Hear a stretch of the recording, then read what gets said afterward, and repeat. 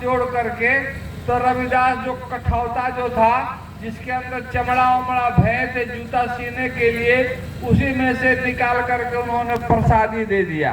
वो पंचामृत चरणामृत दिया और उन्होंने ले करके देखा कि अरे ये तो चमड़ा भय के रखे हैं, पता ना कौन सी का चमड़ा है, ये तो हमारा जाति धर्म का विनाश कर देगा। वो आंख बचा करके फेंक दिए। अरे संत से क्या आंख बचाओगे, संत तो तुम्हारे मन की गति को जानते हैं। वो फेंक दिया। अब फेंकने के बाद से वहां से उठ करके आए, वो चादर में दाग लग गई, चादर को दिया धोबी को दाग छुड़ाने के लिए। धोबी को कहीं जाना था, 9 वर्ष की लड़की थी धोबी की। कहा बेटी इसको दाग को दांत से निचोड़ करके बढ़िया से छोड़ा देना। जैसे उस दाग को मुंह से स्पर्श कराई नोचने के लिए, उसकी दिव्य दृष्टि खुल गई। अंड पिंड ब्रह्मांड सतखंड को देखने लगी, स्वर्ग और नरक देखने लगी। यहीं बैठे बैठे पूरे खिलकत ब्रह्मांड का दर्शन होने लगा। जब वो बोलने कोई आदमी उसके साथ जब जाता था, उसके अनंत जन्मों को देख लेती थी उस दिव्य दृष्टि शिव नेत्र ज्ञान चक्षु से, और उसके बारे में बयां करती थी। बनारस में भीड़ लगने लगा। जे भाई धोबी की लड़की इतनी जानकार है कि सारा समस्या का समाधान उसके पास हो जाता है। तब पीपा बादशाह चलकर उसके पास आए। जैसे पीपा बादशाह जब आए तो मंच पर बैठी थी लड़की, ऊपर से उतर करके दौड़ कर जाकर पीपा बादशाह के पांव पड़ी। बोले करे मैं तो तुम्हारे पास आया था कुछ जानने के लिए, और तुम मेरे पांव क्यों पकड़ती हो? बोले महाराज आपके कपड़ा जो था उसी कपड़े से मुझे ये ज्ञान प्राप्त हुआ है। जो दाग लगा था उसी दाग को मैं मुंह से जब छुआ स्पर्श कराई तो मेरे ये ज्ञान और मेरी दिव्य दृष्टि वापस खुल गया है। तब पीपा बादशाह चला चिल्लाकर बोला, लानत है इस दुनिया के मान और बड़ाई में, कोई तुम्हारे साथ जाएगा? चलो अब हम चलते हैं वहां पर। और चिल्ला करके जब वहां से गया, जब रविदास के पास गया तो रविदास बोले कि उस समय जब तुम मेरे पास आया था तो उस समय तू भिखारी बनकर आया था, तो मैंने सोचा कि तेरे शाही खजाने में कौन ऐसा दौलत नहीं है, तो मैंने वो दौलत तुम्हें दिया, लेकिन मान बढ़ाई में पड़कर तुमने उस दौलत को फेंक दिया। अब ये दुकान थोड़ी है कि जब आओगे तब मिल जाएगा। आओ मैं तुम्हें नाम दे देता हूँ। और नामदान रविदास ने दे दिया। उसी नाम की कमाई करो। वही नामदान मीरा को मिला। मीरा छत्राणी घराने की थी, यानी कि राजपूत घराने की थी, और रविदास जात के चमार थे। मीरा भगवान कृष्ण की भक्त थी, कृष्ण की उपासक थी, और ऐसी उपासक नहीं, मीरा तो कृष्ण से बात करती थी। मूर्ति में से भगवान कृष्ण मीरा से बात करते थे। लेकिन जब मीरा को पता चला कि इनसे भी ऊपर बहुत कुछ है, ये कृष्ण कौन है, ये राम कौन है? रामचरितमानस में गोस्वामी जी कहते हैं कि व्यापक ब्रह्म निरंजना निर्गुण विगत विनोद असोज भक्ति प्रेम बस कौशल्या के गोद। ये निरंजन भगवान जो सहस्त्र कमल पर बैठे हुए हैं, ये जब 3 लोक में अत्याचार पापाचार दुराचार जब बढ़ जाता है, गोस्वामी जी कहते हैं कि जब जब हो धर्म के हानि बाढ़ असुर अधम अभिमानी तब तब धरि प्रभु विविध शरीरा।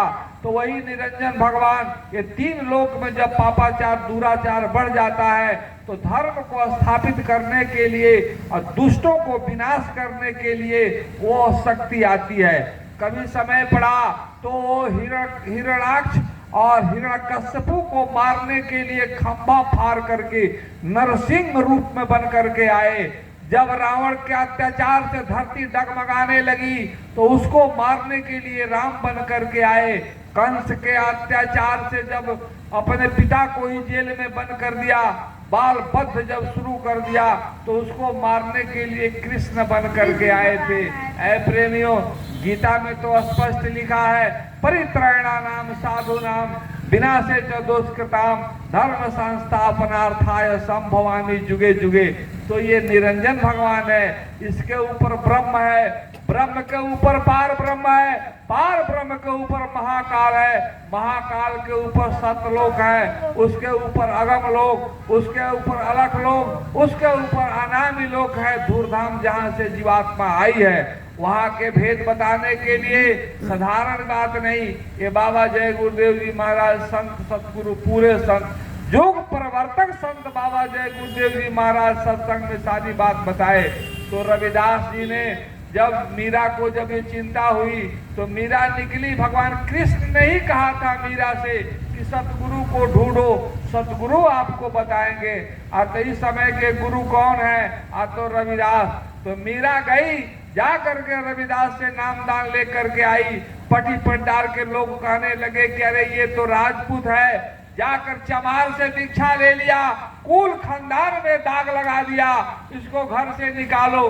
घर वालों ने बहुत जुल्म किया, यहाँ तक कि विष का प्याला दे दिया।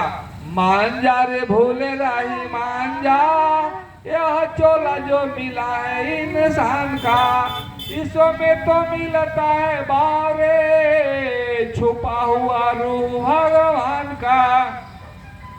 कीमत इस चोले की मीरा ने जानी थी, एक जहर के प्याले में छुपी हुई राम कहानी थी। सारे संसार को दिखा दिया उसने नजारा घन श्याम का।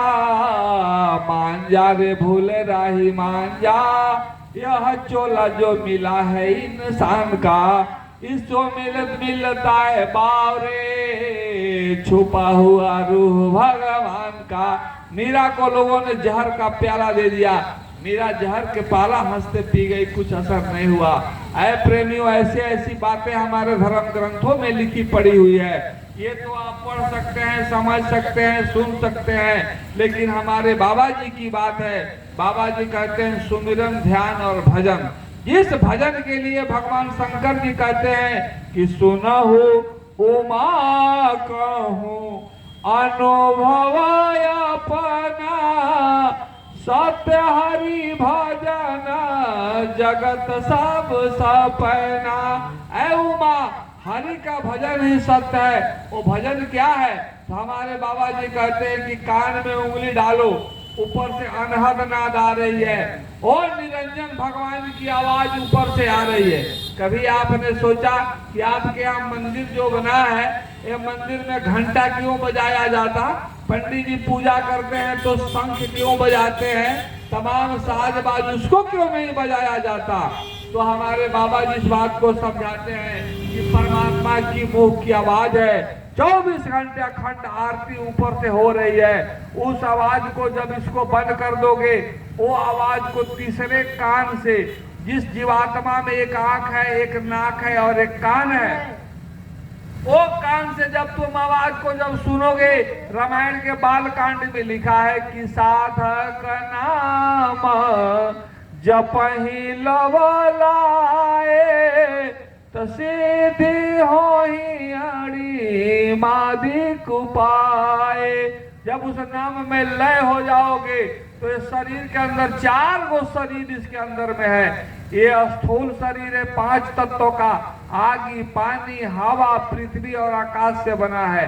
इसके अंदर 17 तत्वों की लिंग शरीर है, 5 कर्मेंद्री, 5 ज्ञानेंद्री, चतुसंतःकरण और 3 गुण, रजोगुण, तमोगुण, सतोगुण, ये 17 तत्वों का लिंग शरीर है। इसी शरीर में देवी देवता भूत पिशाच निवास करते हैं। यही शरीर जो आप इंसान स्वप्न में इसमें से निकलता है तो अनजान में निकलते हो।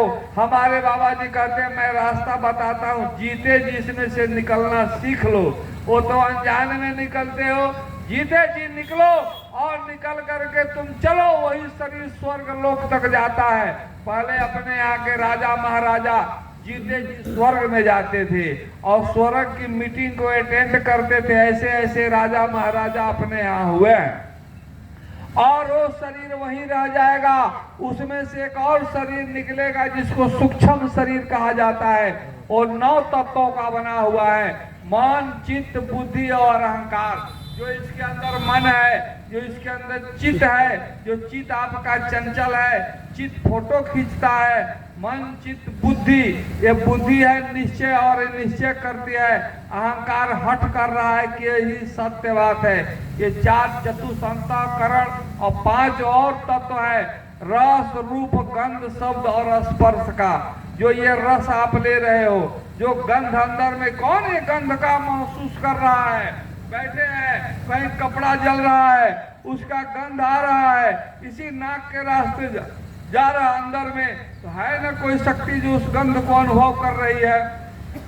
रस रूप गंध शब्द और स्पर्श। बैठे हैं, पीठी पर चींटी चल रही है और चींटी के चलने से आत्मा में अनुभव हो रहा है कि यहाँ पर आंख से दिखाई नहीं देता, लेकिन तुरंत पता चल जाता है, पीछे से हाथ वहां पहुंचा देते हो कि उस जगह पर चींटी चल रही है, यह स्पर्श से वहां खबर मिल रही है।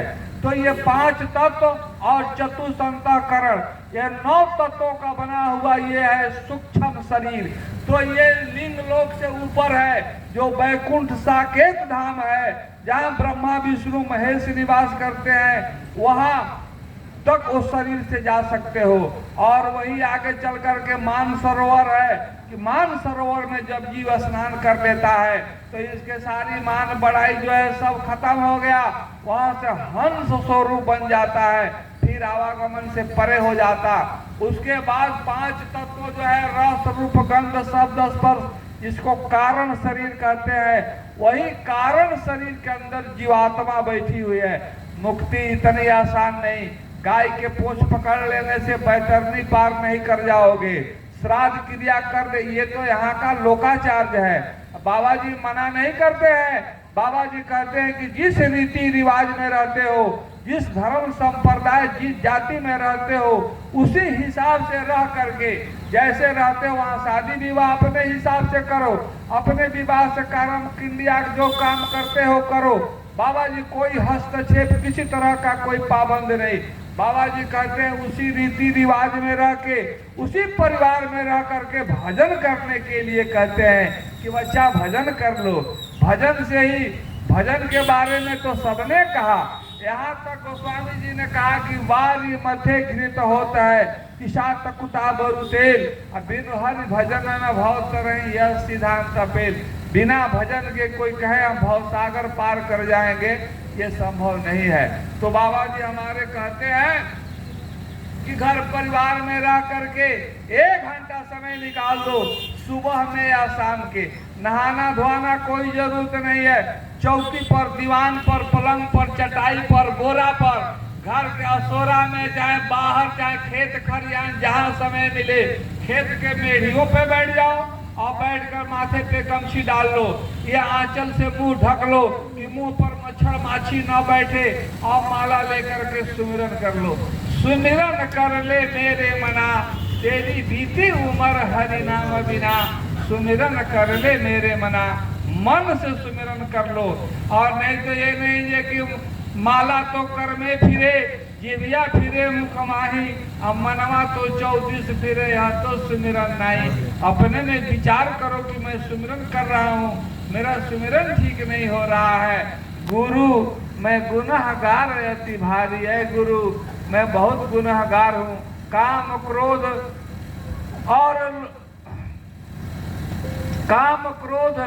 और लोभ ईर्ष्या इन संग मेरी यारी, गुरु गुनहगार मैं अति भारी।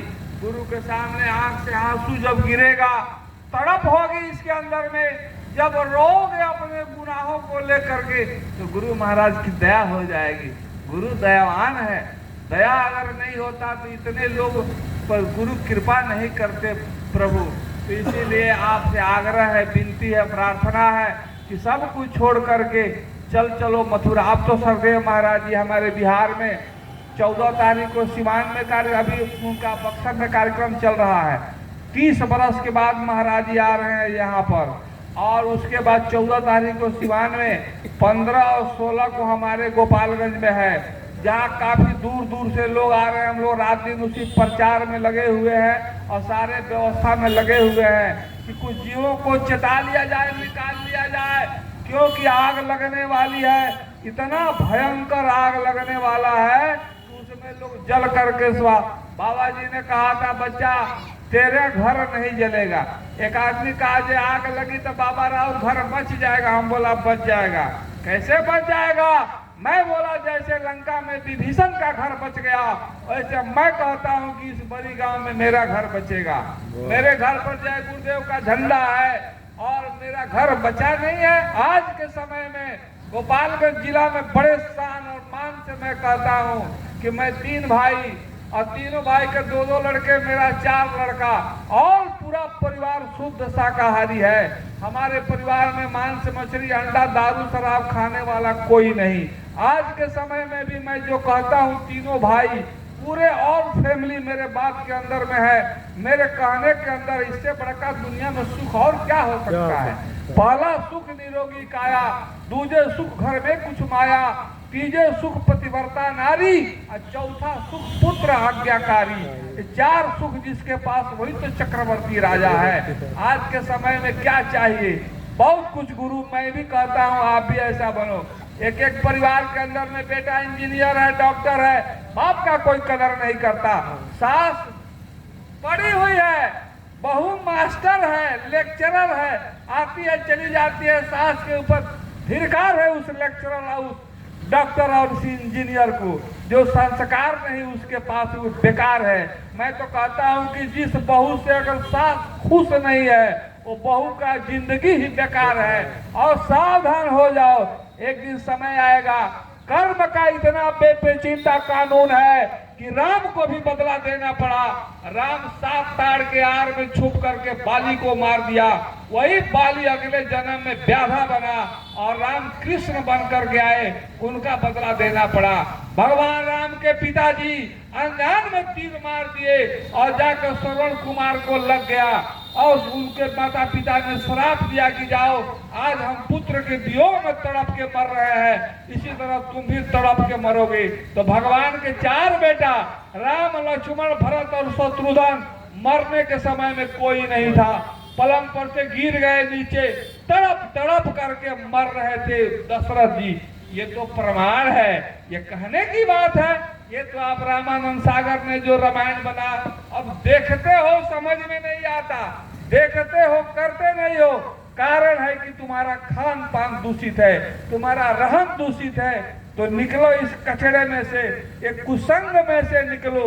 न तो रामायण के बाल कांड में लिखा है हानि कुसंगत सुसंगत लाहू अलोकन वेद विदित सब काहू। कुसंग से हानि होगा, आज नहीं तो कल धोखे में पड़ोगे और सत्संग से लाभ मिलेगा भैया। जैसे 1997 में मैंने नाम दान लिया और धीरे धीरे लाभ होते होते आज बहुत सुंदर में हम लोग हैं। तो प्रेमी आपसे आग्रह, विनती है, प्रार्थना है कि आप लोग भी तैयार रहिए। सरदेव महाराज जी से दीक्षा लेकर के, कौन क्या कहता है उसकी चिंता मत करो और भजन में लग जाओ। भजन ही सार है, तो कोई यहाँ अपना है नहीं। बाबा जी हमारे कहते थे यहाँ कोई अपना नहीं है। अपना रहता ना तो तेरे साथ रहता, तेरा मान बढ़ाई में। अब तो सिखाया जाता है। और बाबा जी भी हमारे कहते हैं कि देखो क्या करना है, सास ससुर की सेवा करो, माता पिता का सेवा करो, आए गए अतिथियों का सेवा सत्कार करो और परिवार में रह के भजन करके यहाँ से निकल चलो अपने वतन को। तो बाबा जी ने एक मंदिर बनाया है मथुरा के अंदर में। वो मंदिर का नाम है सूरत शब्द योग नाम योग साधना मंदिर। आप बहुत मंदिर देखे हैं, हनुमान जी का, गणेश जी का, शंकर जी का, दुर्गा जी का, पार्वती जी का, सूर्य भगवान का, बहुत मंदिर है। अभी अयोध्या में बहुत बड़ी मंदिर बनी है, राम मंदिर। लेकिन ये सब मंदिर से कल्याण होने वाला नहीं है। क्यों नहीं होने वाला है? उसमें चोरी का, बेईमानी का, लूटपाट, धोखाबाजी, दागाबाजी का भी पैसा गया है। तो जब दगाबाजी का अन्न खाने से बुद्धि खराब हो जाएगा, दगाबाजी का पानी पीने से बुद्धि खराब हो जाएगा, तो दगाबाजी का रुपया से मंदिर बनेगा, उसमें आपका बुद्धि ठीक हो जाएगा? नहीं होगा। लेकिन हमारे बाबा जी ने जो मंदिर बनवाया है, कोई नहीं कह सकता है पूरे कि हम उनसे चंदा मांग कर ये जय गुरुदेव वाला ले गया है। हम लोग किसी मांसाहारी के यहाँ वही तो कहते हैं कि मांस मछली खाना छोड़ दो ना तो तेरे द्वार पर कोई साधु पानी नहीं पिएगा। और क्या तेरी दशा होगी, इसके लिए तो भाई अब कहना बहुत बड़ी बात है। तो चल करके अपने गुनाहों को वहां माफी मांग लो। मंदिर जो बना है शुद्ध शाकाहारी के पैसे से। बाबा जी बार बार कहते थे कि बच्चा ईमानदारी की कमाई ला करके देना, चोरी बमानी की कमाई जहां से आता है वहां चला जाता है, जहां से आएगा वहां चला जाएगा। वो आपके घर रुकने वाला नहीं है, ये तो उससे ब्याज भी लेकर के जाता है। ए बच्चे, ईमानदारी की कमाई से 1 पैसा 1 रुपया ला कर दे दो। और ये जितने जय गुरुदेव के हमारे शिष्य हैं पूरे भारत के अंदर में, बाबा जी जिस समय नामदान दिए 2012 तक 40 करोड़ लोग बाबा जी के नामदानी शिष्य थे। और 40 करोड़ लोगों का दिया हुआ ईमानदारी शाकाहारी का पैसे से। और सूरत शब्द योग नाम योग साधना मंदिर बनकर के तैयार हुआ है। उसी मंदिर में दादा गुरु पंडित घूरेलाल जी महाराज और गुरु माता जी का वहां पर तस्वीर लगा हुआ है। बाबा जी कहते थे कि मंदिर का देवता जीता और जागता है। जीता है, आप उसको मूर्ति मत देखिए कि फोटो है, वो जीता है और जागता है। वो सोता भी नहीं है, 24 घंटा जगा हुआ है। आप सच्चे हृदय से जाइए वहां, सन्मुख हो ही जीवई जबई। जिस दिन जाकर के मंदिर के दरबार में खड़े हो जाओगे, जैसे बड़े बड़े पापी से पापी आदमी राम के पास जाकर के जब खड़े हो गए तो उनके सारे पापों को गुनाहों को माफ कर दिया गया, वैसे ही वो मंदिर में चलो और चल करके अपने गुनाहों को हाथ जोड़ करके वहां अगरबत्ती कपूर घी तेल दही दूध नहीं जलता है। अभी बाबा धाम हम गए थे थोड़ा दिन पहले, तो गए थे तो हमने भाई फील्ड में खड़े होकर के ध्यान लगाए थे भोले बाबा के ऊपर त्रिशूल की तरफ देख करके और ध्यान में गोड़ लाग रहे थे। तब तक एक आदमी हमको धक्का दे दिया और धक्का दे दिया तो हुआ तो हम बोले जी भाई तू तो गजब आदमी है, काहे धक्का दिया? तो कहा भैया अगर धक्का नहीं देते ना भैया आदमी आपका दरिया में आग लगा देता। इतना बड़ा कलछुल में इतना कपूर धो के ऐसे ऐसे भाज रहा था, तो थोड़ी देखता है। मुठा का मुठा अगरबत्ती जलाएगा वो अपने पूजा में है, आपका साड़ी में आग लगा देगा कि कुटा में आग धरा देगा। उसमें है सच्चे मन से भगवान के पूजा करने के अंदर में है भाई। मन तो तुम्हारा भगवान में लगता नहीं, तो वहां दरबार में चलो, सच्चे ईमानदारी से बोलो है मंदिर के देवता जाने जाने में गलती हो गई, भूल चूक हमसे हो गया, हम दरबार में चढ़ाने के लिए आए हैं। आज से मैं कहता हूँ मांस मछली अंडा ताड़ी दारू गांजा भांग खाना पीना मैं छोड़ रहा हूँ। हे प्रभु मेरे गुनाहों को माफ करके मुझे रास्ता दे दो और मुझे अपनी शरणों में लगा लो, वहां से दया मिल जाएगी। दया के सागर है, कृपा सिंधु नर रूप हरि। कृपा के सिंधु माने समुद्र होता है, कृपा सिंधु नर रूप हरि। नर रूप में साक्षात हरि भगवान वहां बैठे हुए हैं। दया कर देंगे आपके ऊपर। घर आओ, बाल बच्चा के साथ में रहो। दारू पीना छोड़ देगा तो क्या तेरी औरत कहेगी कि दारू पीना क्यों छोड़ दिया? आखिर खुशी होगी कि अरे भाई दारू पीना छूट गया। अभी छपरा से एक औरत गई थी, इतना सुंदर औरत, राजपूत घराने की, और एक ही बेटा था। माँ हमको बुला करके ले गई, ये बाबा दारू पीता है। दारू पी के औरत को लगता है मारने, परसों छोड़ाने गए, देखिए अंगुली टूट गया हमारा, और बड़ी मोह लगता है, ये शैतान हो जाता है। बुला कर ले गई थी, मैं ले जाकर मंदिर में संकल्प करवा दिया कि बोलो ऐसे मैं मांस मछली अंडा नहीं खाऊंगा। संकल्प किया, जीवन बढ़िया बन गया। दोनों हंसते हुए आए। फोन आ रहा है कि बाबा हम बहुत अच्छे हैं। बाबा जी ने करोड़ों लोगों को छोड़ाया। आपका भी अगर आदत बन गया है, मजबूर है, नहीं छूट रहा, चाहते हैं, बहुत से ऐसे लोग चाहते हैं कि हमारा दारू छूट जाए, लेकिन छूटता नहीं है। उसके लिए मैं बता रहा हूँ, आप चलो, कोई दवा खाओगे काम नहीं करेगा, कोई नहीं छुड़ा सकता। आप चलो, छपरा है, गोपालगंज, आपके हाजीपुर में भी प्रमाण है। बहुत से दारू पीने वाले हाजीपुर में लोग थे, मांस खाने वाले। और देखो जाकर के हमारे आपके सामने देखिए बहुत से ऐसे लोग ऐसे वर्ग में जन्म लिए हैं जिनका जन्मजात भोजन वो है।